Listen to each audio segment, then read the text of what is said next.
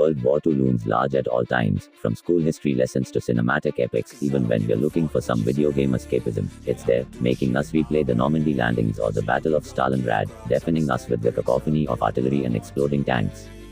For Company of Heroes 3, however, Relic has taken us further south, to the vineyards of Italy and the desert of North Africa.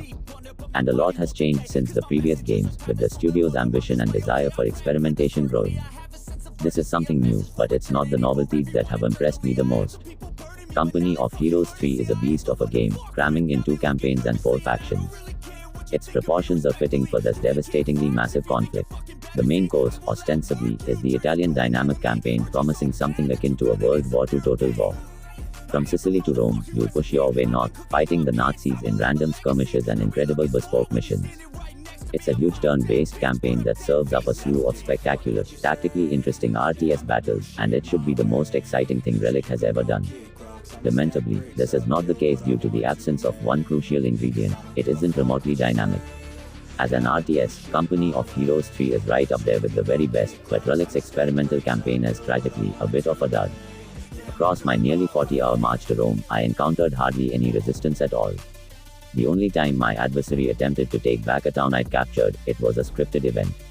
Aside from that, the Nazis seemed resigned to let me keep everything I claimed. Regardless of the difficulty settings, aggression is a foreign concept to them. If one of your companies encounters an enemy company, they'll probably try to attack you after you've finished your turn, so they are at least willing to defend their territory, but they never go beyond that. This renders the campaign largely pointless, turning it into a perfunctory saunter. You'll be told to defend towns and build emplacements to help with this, but doing so is a waste of companies and resources when the enemy will never venture south. The Italian campaign, then, is fundamentally broken.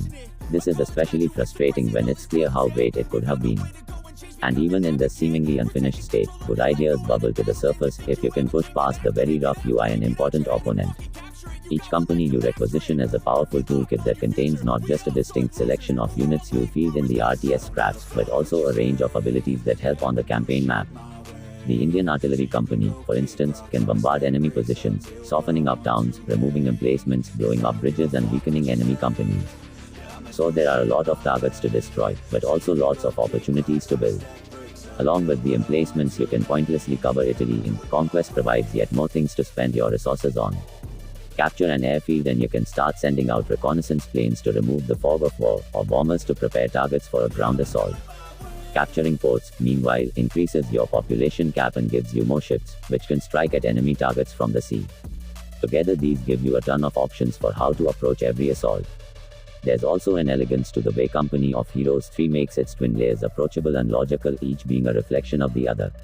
So those ships and planes that can rain down hell on things on the campaign map also appear as abilities in the RTS battles.